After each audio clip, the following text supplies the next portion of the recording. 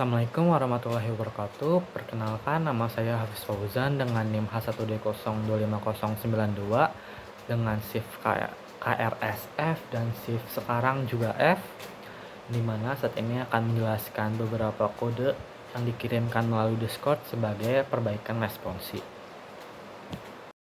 Oke, langsung saja ke kode yang pertama. Jadi kode pertama itu ada sebuah fungsi yang dimana fungsi ini tuh nantinya akan berisi sebuah list, di mana dalam fungsi ini juga terdapat sebuah list kosong ataupun array kosong yang bernama result yang nantinya akan terisi dengan nilai true maupun false.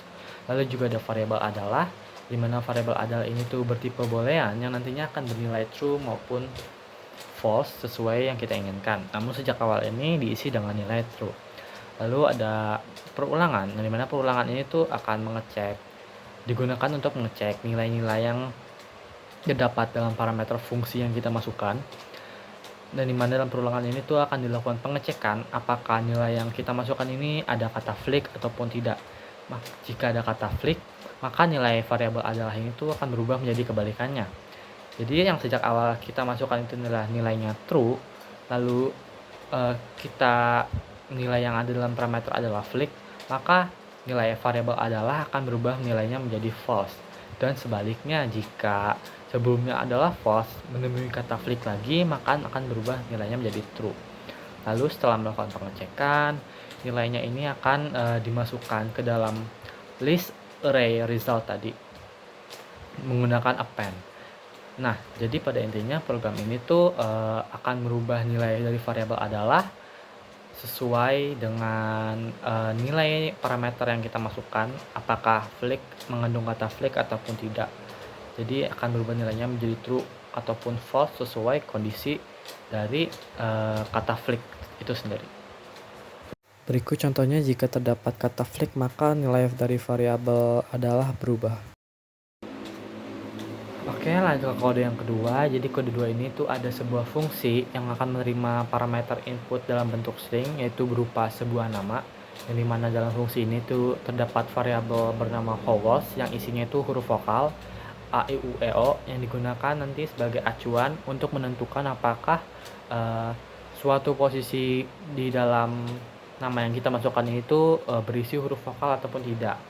Nah, jika nama yang kita masukkan ini kurang dari 4, maka program ini akan menampilkan error.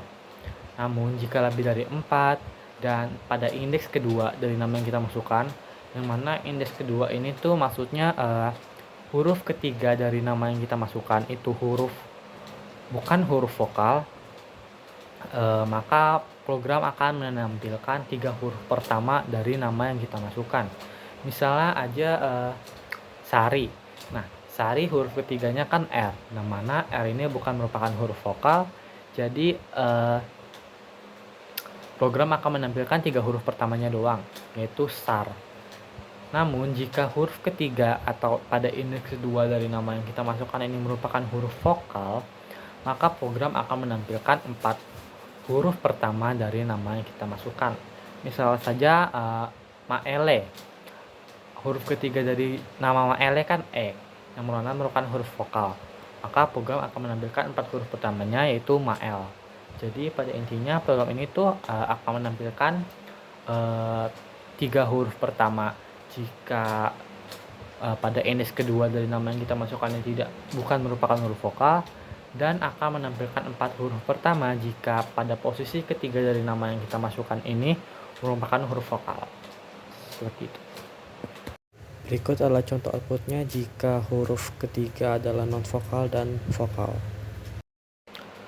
Oke, langsung aja ke kode yang ketiga. Jadi kode yang ketiga ini tuh ada sebuah fungsi dengan parameter input berupa string juga, mana kita akan di sini memasukkan sebuah kalimat, di mana dalam fungsi ini juga terdapat fungsi kecil lain yaitu shortly yang digunakan untuk mengembalikan nilai panjang dari suatu kata.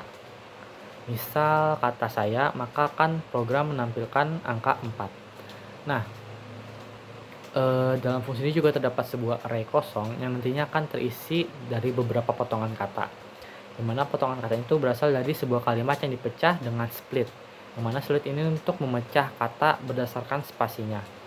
Nah, setelah dipecah akan dimasukkan dengan perulangan atau for. Nah, setelah dimasukkan akan diurutkan dari kata yang paling pendek ke kata yang paling panjang. Misalnya aku suka makan, maka akan diurutkan menjadi aku suka dan makan. Setelah diurutkan akan diambil kata yang paling pendek, yaitu pada indeks 0, yaitu kata aku. Nah, kata aku ini kemudian akan dikembalikan nilai panjang hurufnya dengan fungsi shortly tadi, yang mana program akan menampilkan nilai 3, yaitu sesuai jumlah huruf yang terdapat pada kata yang paling pendek.